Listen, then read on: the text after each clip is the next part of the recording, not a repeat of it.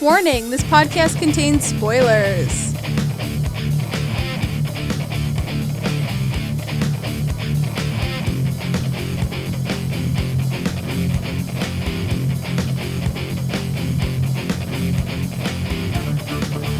Hello everyone, and welcome to the As Seen on TV podcast for Supergirl Season 2, Episode 4, Survivors.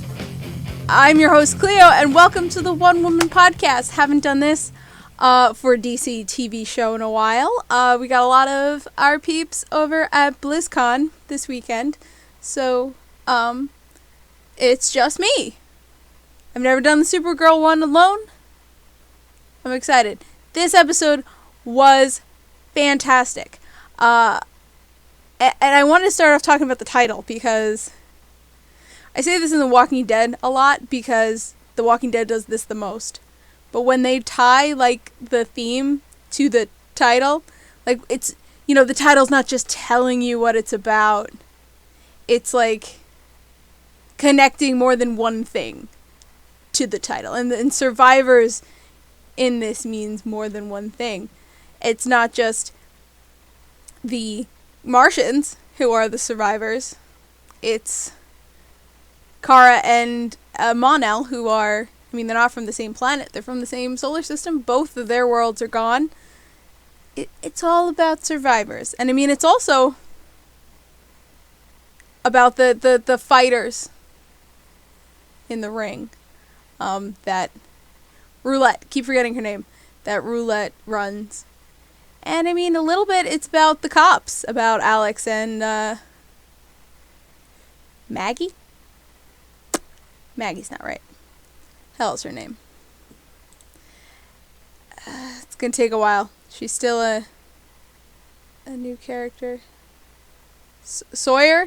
That doesn't help Wikipedia. That's her last name. Alright, whatever. Yeah, Maggie.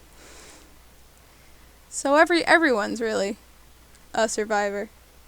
I don't know, I liked that. Looking back, it's like, oh, this title means more than one thing. I'm always a big fan of that. Beginning of this episode, we see flashbacks to Daxam, which was really interesting to see. And we see Mon-El's, the prince, because he was the royal bodyguard, or a royal bodyguard. And, you know, the prince saying he's got to die with his planet, basically. He's got to go down with his ship. And he's injured. You know, he tricks Mon-El into getting into the pod. There's some stuff in there, and I mean, I feel like this might be Mon-El was, like, raised in the palace. He was about the age of the prince, so they were best friends or whatever, brothers. It could be a little more than that, I'm not sure. Definitely felt like a lot between them, so whatever it is, I'm interested to find out. I feel like there was something else I wanted to say about the prince, but I can't remember. It was short, it was sweet, it gave us a little bit about Mon-El, and I honestly hope we see more stuff like that. And I have a feeling that while Daxam is a wasteland, I don't think that's it for the Daxamites. I definitely don't think Mon-El's the last. And, I hope we get more flashbacks. More like that. That was very interesting. There was some tension still between him and Kara. They found common ground, but they're still butting heads. She makes assumptions about his prince. And when she's in the room with her mother's hologram, the hologram says, like, some really bad things about Daxam. And, you know, Supergirl shuts it down. She knows it's bad for, you know, she doesn't want him to hear, you know, this is what an AI thinks of you. And I like their bonding moment in that chamber. That was really cool. Where she sort of, it's like, yeah, come and talk to my AI mom, which I think it's not really great Kara, you might want to stop that. I don't know, I just, when that scene started, I was just like, oh, Kara, you still do this? Because she's projecting a lot on that, and that's not healthy. Because it's not her mom, and it's not going to give her any emotional support at all. She's just finding it in this hollow space. And at the end, her and Kara and Mon-El. Sorry, I have no voice right now. Not sure where it went. Her and Mon-El, bond a little more, and she's like, I couldn't be that support for my cousin, but I can be that support for you. That was my purpose coming to Earth. Sure, she's found another purpose. But I still think she feels like she could have done more for Clark. And their relationship, her and Mon-El's gonna be rocky no matter what direction it goes, and I don't think it's gonna go in a smoochy direction. I really hope it doesn't. But it's gonna be rough either way, because there's gonna be obstacles, because I don't think that Mon-El's always gonna make the right choices, even if he wants to. So we'll see. Excuse me. So Alex meets up with Maggie at the crime scene. Supergirl flies in. And it really seems like Supergirl feels left out of the detective game. She feels a little offended almost like she has nothing to do. But she came in and she identified the alien when the other two detectives couldn't. So it's not like she's totally being swept under the rug. But I think it was just very weird for her to see them have that sort of working relationship. And she's just like, okay, I guess I'm chopped liver, bye. But Alex and Maggie's relationship was growing, and I'm pretty sure we mentioned maybe they are love interests for, I think we talked about it last week. And as soon as Alex and Maggie, they held hands going into the club.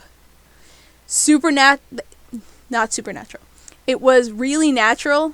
The way they just held hands, neither gave a look like, oh, it happened, and they walked in the club, and that was that. And I think for Maggie, because Maggie seems like a flirt, it's just part of her personality. So for Maggie, I guess taking somebody's hand isn't that big of a deal, but I think for Alex, who is a little more guarded, she has to be, she's been her whole life, she, I think, was expecting some stuff. And at the end, she kind of gets snubbed.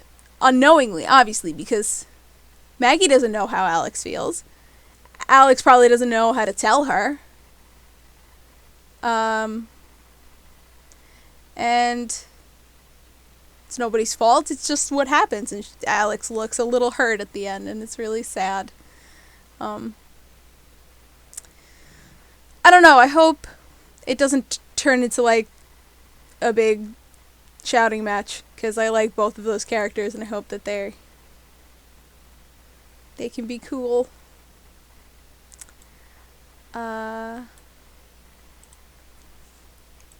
loved Snapper in this episode, because he was not being a bitch for no reason. Every time he was like, no, this isn't good, he gave a list of reasons why. You don't have a source, there's no forensic evidence, none of blah blah blah, no substance to this. You've literally just given me a tagline. And he gave her a way to make it better, to go out there and do better. And at first, Kara's just rolling her eyes. I'm like, come on, Kara. He literally just told you how to go and make this an actual story. But later she catches on, and she gets the, what'd she say, coroner's report, police report, eyewitness account, she had a solid story by the end. And she's juggling a lot, like we really see in this episode. She's going back and forth and back and forth. And I guess it kind of is alright that she doesn't have a chair at the office right now, because she's not spending that much time there anyway. I think she was sitting in the DEO in her reporter's outfit, So she's probably doing work there too, probably because she doesn't have a chair at the other office. So, this episode really saw her go from one thing to another, and just keep on going. Keep on rolling. Did I have anything else to say about that? Nope. So Magan. That first scene with Magan and Jean this episode was like super awkward, because she's still like, she's not making eye contact. She's pretty dismissive, like, I got other customers, Also, I mean, to be fair, even if it was a normal situation, Jean was coming on really strong. He's like, take the bond. It's like, oh, hold on. Just met. But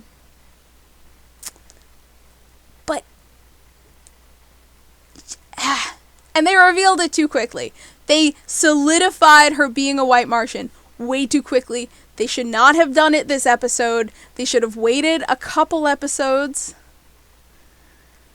for them to reveal that. I think this was way too quick, because if this episode ended how it ended, Jean leaving, and that was that, you didn't see her look in the mirror, change her form, I could have argued both ways. I could have said, oh, maybe she really is a green Martian, and she's just spent so much time on Earth, she's become accustomed to human culture and doesn't want to take the bond, because she's used to all of this human interactions, human communications,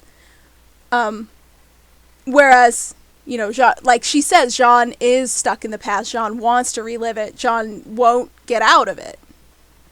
Like, Jean has trouble living in the present. But they reveal it. She's a white Martian. Which is why she can't look him in the eye. And she's the white Martian that took pity on a green Martian. She was the one who broke ranks.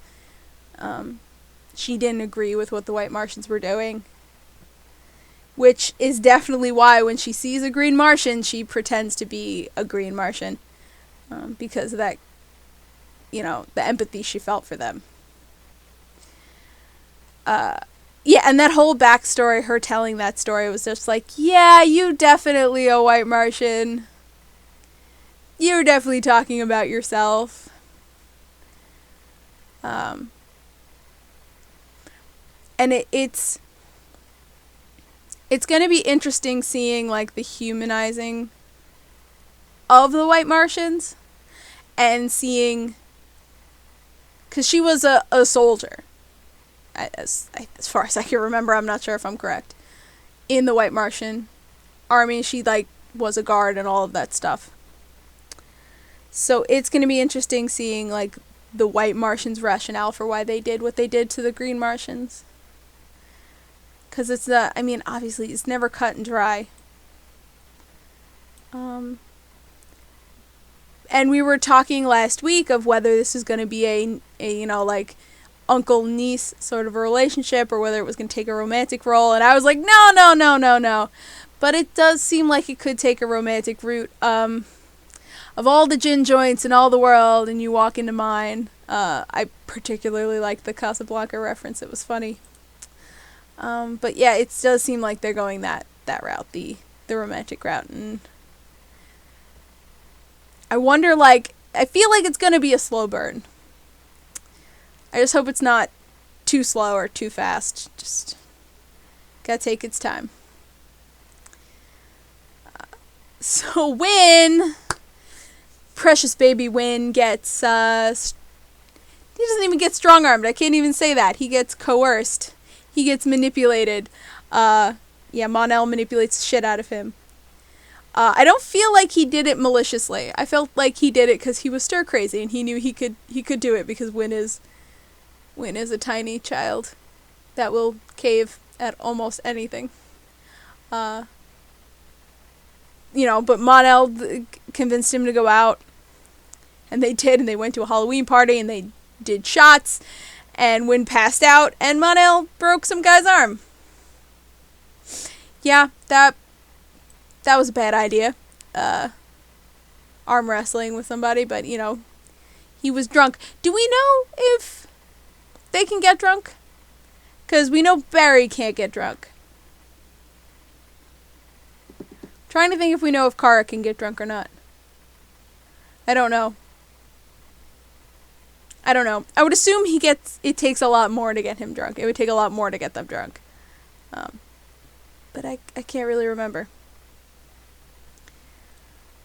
And, I love hungover Win. It's like, what? I'm not hungover. I'm not being defensive. You're being defensive.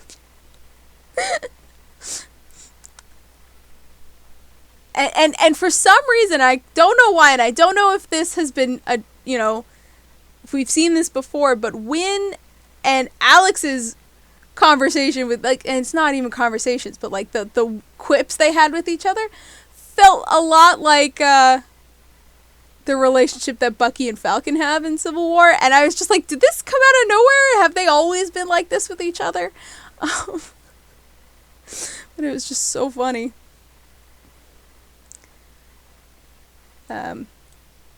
And actually, when what were they? Oh, they were tracking, because it started with the murder of that alien. And when they were looking for the alien whose spike they found, this, honestly, Win highlighted the problem with the Alien Amnesty Act. Because Win got an address. He just looked up an address, and there it was. He knew where this particular alien was. And it's like, that's a problem when someone who, is out of control or, is working outside of the law gets a hand on that list. They could just go around murdering aliens because they know where they live. That's a problem. And not that they glossed over it, but they sort of just moved past it. Like it was just I got the address, let's go get the bad guy, let's move on to roulette. But I feel like that finding of the address, the list, that's going to come into play later. And when Alex and Maggie go to the fight club, they see Magan has been fighting. And I guess they assumed she's been killing, but at that point, we didn't have any proof. And she says she's never killed in the ring. I mean, I believe her. But yeah, Alex, I bet, definitely assumed that, she's been killing in the ring. That's something, Jean probably don't know about her, And Jean took that as, this is why you wouldn't take the bond. I keep wanting to say take the black, like the Night's Watch, and it's like, no, that's not right. But Magan is undefeated, and Supergirl comes in, tries to break it all up, and she ends up fighting Draga. This big ass, just strong, must have been 8 feet tall. But he grabbed Supergirl by the cape, and when he did that, I was like, no capes. I wonder if, there's a reason why she has the cape. It's not just for looks or even for aerodynamics. It's protective. It's was it the blanket that Cal came in, I think. It means more than just a cape, so obviously she's not going to get rid of it, but I just thought it was funny. It's like, no capes. So Roulette was a very interesting character.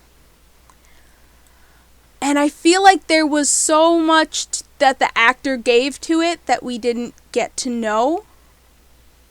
If that makes any sense. But like, she conveyed a lot and we didn't get any backstory for her. Which I hope in the future, especially since she got let out. You know, especially since she is free at the end of this.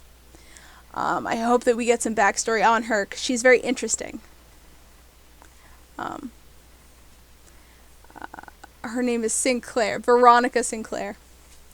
And she wore the same damn red dress 3 days in a row. And I was like, bitch, are you gonna change or take a shower or nothing? No, you just gonna keep boozing it up? No? Alright. I just thought it was very funny. And I love when Supergirl, stares her down, and when she comes out of her limo, she's just like super drunk, like just, she felt just very drunk. Like drunker than you would get off of champagne. And is she drinking in the back of the limo by herself? I feel like there might have been somebody else in the limo. I don't know, man. I don't know. There's a lot more to Sinclair that I really want to find out.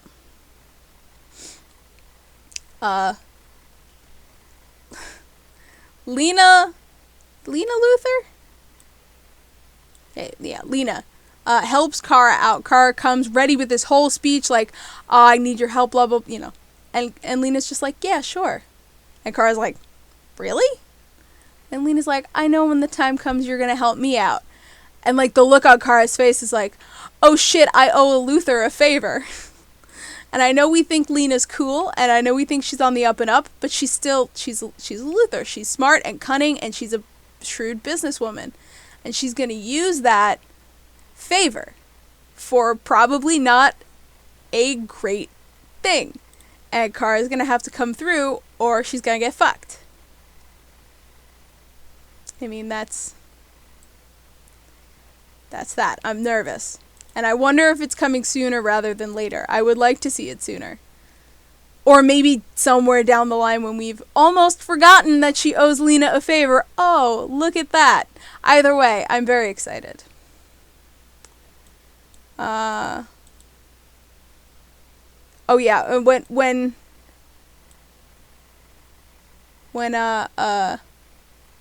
Kara and Mon-El are having their heart-to-heart, he gives her a tip on Draga, because he saw him fight in an arena or something having to do with the royal family.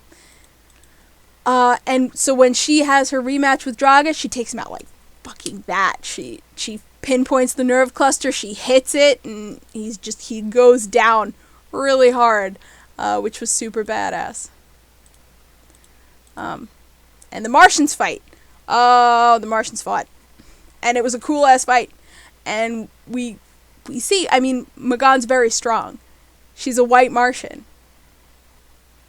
And I think, statistically, white Martians tend to be stronger than green Martians. And I'm pretty sure at no point have we seen M'Gan's true strength. Because, I mean, she hasn't revealed her true form to anyone, especially while she's fighting. So, we definitely haven't seen her full strength.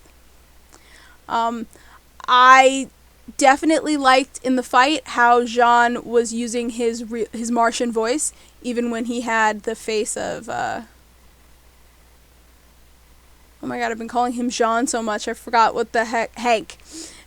Even when he had Hank's face, he was still using Jean's voice, and I liked that a lot. It was his way of connecting with M'Gan, of bringing her around, and it worked. And I loved Supergirl coming in and appealing to the aliens who fought for Roulette. because Kara was just, this episode, very angry about all of that. It's like, how could they let her use them like that? And I think she found why, the desperation, the means for survival and all of that. And it's like, you can still survive. She's a bitch. Just, shut her down. And she had a very good speech this episode. Very heartfelt, as usual from Kara. And the orders to set roulette free came from on high, as Maggie said. And I'm very curious who that is. Who gave the orders from on high? Like, where is this coming from? I don't know. I'm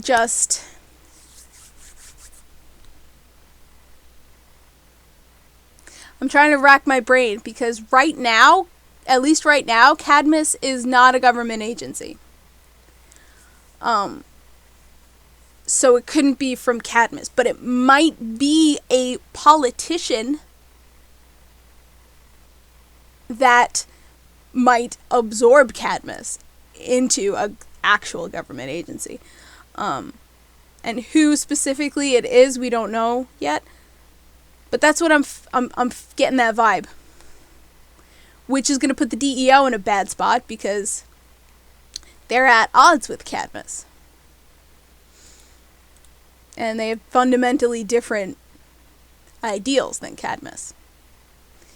But I have just some feeling that, someone who maybe now or maybe in the future involved with Cadmus set roulette free is one of her friends in high places. So